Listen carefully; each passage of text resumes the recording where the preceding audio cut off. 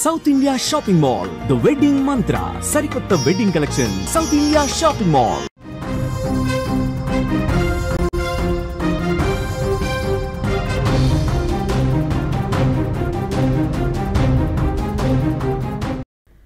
హైదరాబాద్ కుషాయిగూడలో దారుణం చోటు చేసుకుంది. ప్రేమ వ్యవహారంలో యువకుడు దారుణ హత్యకు గురైనట్లుగా తెలుస్తోంది. అయాన్ అనే యువకుడిని దారుణంగా నలుగురు యువకులు కొట్టి చంపినట్లుగా సమాచారం అయితే అందుతోంది. అయాన్ పై విచక్షణ రహితంగా ఒక గ్యాంగ్ దాడి చేసినట్లుగా తెలుస్తోంది. 10వ తరగతి పూర్తి చేసిన అయాన్ కు ఓ బాలికతో పరిచయం ఏర్పడినట్లుగా సమాచారం. బాలికతో తరచూ ఫోన్లో అయాన్ మాట్లాడుతూ ఉంటాడు. బాలికకు అయాన్ ఫోన్ చేయడంపై మరో యువకుడు ఆగ్రహం వ్యక్తం చేసినట్లుగా తెలుస్తోంది. అయాన్తో మాట్లాడేందుకు రాధికా థియేటర్ వెనకు ఆ యువకుడు గురువారం రాత్రి ఫోన్ చేసి పిలిచినట్లుగా తెలుస్తోంది. స్నేహితులతో కలిసి అయాన్కి ఫోన్ చేయగానే థియేటర్ వద్దకు వచ్చినట్లుగా కూడా తెలుస్తుంది. రాధికా థియేటర్ వద్దకు అక్కడికి రాగానే కూడా అత్యంత పాశవికంగా తనని హత్య చేసినట్లుగా దారుణంగా చంపినట్లుగా తెలుస్తోంది.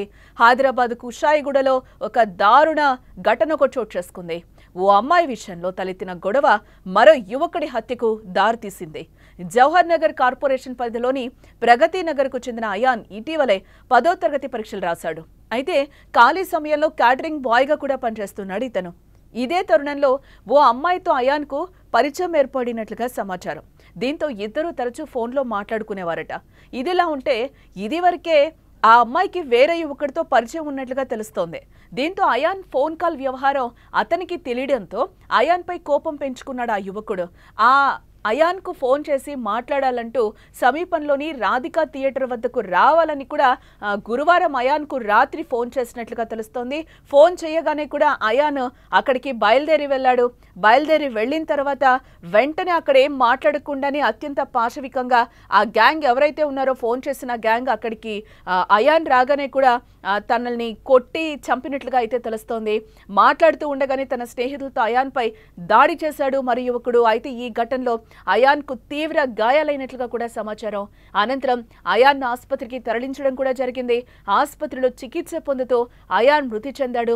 ఇక సమాచారంతో ఘటనా స్థలానికి పోలీసులు చేరుకోవడం కూడా జరిగింది. ఈ ఇష్యూపై కేసు కూడా నమోదు చేసుకుని దర్యాప్తు చేస్తున్నారు. ఈ ఇష్యూలో మనము చూస్తే ఆ అబ్బాయికి 16 ఏళ్లు కూడా కంప్లీట్ అయ్యి ఉండవు. ఇప్పుడే 10వ తరగతి పూర్తి చేస్తున్న పరిస్థితి.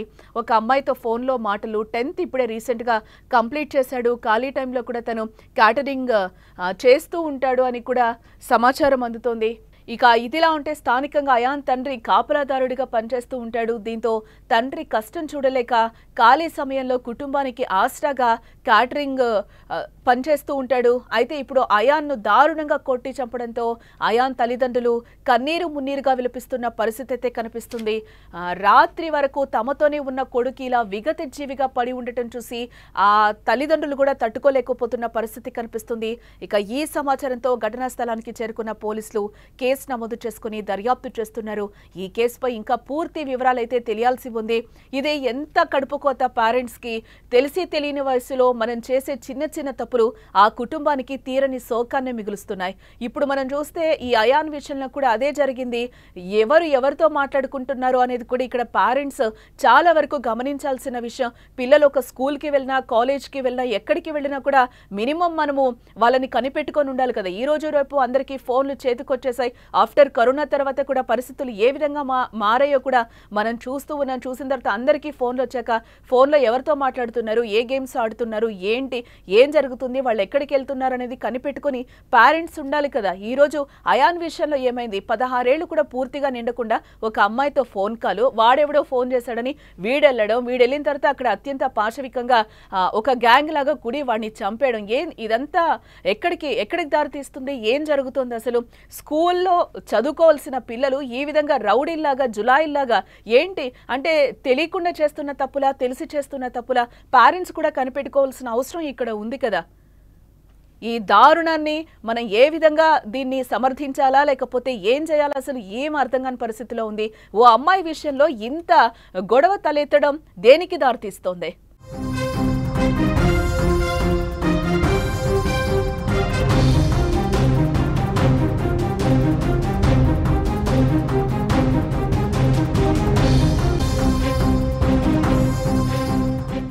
అయాన్ విషయంలో కూడా మనం చూస్తే పూర్తిగా తను ఇప్పుడే 10వ తరగతి కూడా కంప్లీట్ చేసిన పరిస్థితి కనిపిస్తుంది. ఇప్పుడే పరీక్షలు కూడా రాశాడు.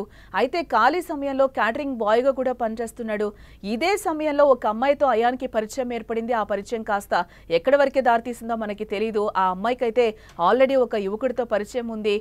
ఆ పరిచయం ఉన్న అబ్బాయి మళ్ళీ అయాన్కి కాల్ చేయడం, మళ్ళీ తిరిగి నువ్వు ఇక్కడికి రా అని చెప్పడం, మొత్తం అంతా కూడా ఇది ఎటువైపుకి దారితీసింది. ఈరోజు అయాన్ ప్రాణాల మీదకే తెచ్చుకున్న పరిస్థితి కదా. ఈరోజు ఆ ఇంట్లో వాళ్ళ నాన్నకి చేదోడు వాదోడుగా ఉండే కుర్రాడు, కొద్దిగా అందొచ్చిన కుర్రాడు, 16 ఏళ్ళు నిండిన కుర్రాడు, ఎంతో కొంత ఫ్యామిలీకి సపోర్ట్ ఉంటాడులే అని అనుకునే టైంలో ఆ కుటుంబానికి ఎంత కడుపుకోత. ఎందుకు ఇదంతా మనం చేయాలి? చదువుకొని ఇంటికి వస్తే పోలే, ఏదో పేరెంట్స్కి తోడుగా ఉండాలి కదా. ఇదే తోడు వాళ్ళు జీవితాంతం ఉండాలని కూడా కోరుకుంటారు కదా. ఇవన్నీ ఎందుకు మనకి? ఇది అందరూ ప్రశ్నించుకోవాల్సిన విషయం. చెడు అలవాట్లకు అలవాటు పడి, చెడు తిరుగుళ్ళకి అలవాటు పడి, వయసుతో సంబంధం లేకుండా చదువుకోవడానికి వెళ్తున్నామా, ఎక్కడికి వెళ్తున్నాం? ఒకవేళ స్కూల్లో ఉపాధ్యాయులు ఏమన్నా, టీచర్స్ ఏమైనా మనల్ని క్రమశిక్షణలో పెట్టడానికి ఏదన్నా నిందిస్తే గనక, వాళ్ళు ఏమన్నా మనకి బుద్ధి చెప్పాలని 4 దెబ్బలు కొడితే వాళ్ళ మీద కంప్లైంట్స్. ఇంకెక్కడ నేర్చుకుంటాం మనం బుద్ధులు?